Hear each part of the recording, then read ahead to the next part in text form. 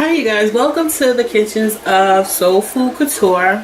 Today we're going to make twice baked potatoes. These potatoes have actually been roasted in a 375-degree oven for about 40 minutes until I inserted a fork in them and it came out tender. What we're going to do is we're just going to take one of our potatoes, put that to the side, and take our knife and just cut the potato. And you're gonna take a smaller knife, like a paring knife, and we're just gonna come in here and go around the inside of the potato with the knife. I'm gonna do the other side. And come in here, go around, leaving a little perimeter. Then we're gonna take a bowl. We've actually already done some potatoes, and we're just gonna scoop this out. And making that perimeter helps us to scoop out it nice and easy. See that? Okay. So these are the two pieces that we have, and this is gonna help us with our potatoes.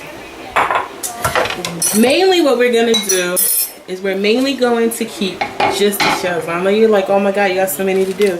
No, I don't. I've actually already done all of these just so you guys can see how much potato you can actually have without potato. Okay, so we have our potatoes over here to the side, which we've already scooped out the meat. We have a bag of cauliflower florets, which this is just a regular steam bag. We've already steamed these up. These are nice and good to go. Then we have a cup of beans. These are actually fresh beans that I freeze. I make them in a crock pot. I use them so much.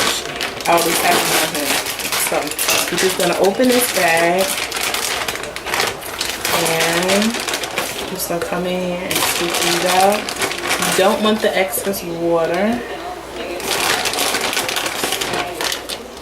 I'm just going to scoop these. There's really no water in here. Then we're going to put our cup of beans in here as well. And you guys know that this Blender and a small food processor is really all the processing I have. So just bear with me. Okay, so we have our mixture off our blender. And it tastes good. I like the amount of garlic that's in there. I have just some reduced fat Colby Jack cheese. This is really just cheese using 2% milk. I'm gonna add a 1/4 cup of that. What we're doing is we're mimicking twice baked potatoes. So if you wanted to put, for instance, your favorite broccoli cheddar, you could do that. If you wanted to do ham and cheddar, you could do that. I have just some green onions here. I'm going to take some of those. It's about 1 green onion. These I'm going to use for the top. And I'm just going to mix this in real quick so you can get some equal distribution of cheese. We're going to sprinkle this a little bit more cheese anyway. So let's stuff the potato. Okay, so we have our mixture here and we have our potatoes here. We're just going to take one of the potatoes. We're going to put a couple of spoonfuls here. I'm going to bake it until it's a good consistency. Okay, so let's fill in the potatoes one more time. We're going to take a spoonful and just kind of zhuzh it in the corners. And just make sure it's nice and filled, like little boats.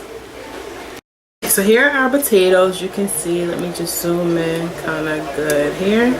These are our potatoes, and you can see where there's some cheese poking out. It looks really good. So the last thing we're going to do before we throw these in the oven is we're going to top these with a little bit more cheese.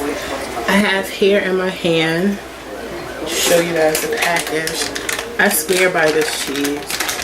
Vermont Sharp Cheddar Cracker Barrel. And it's actually made using 2% milk, which is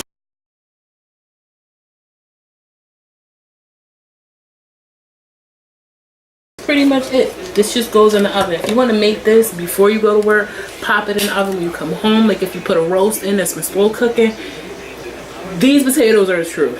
This is what I have left over, just a little bit. If you had much left over, I would say put in a Ziploc bag, freeze it, put it in a casserole dish, bake it. Then you have like whipped potatoes.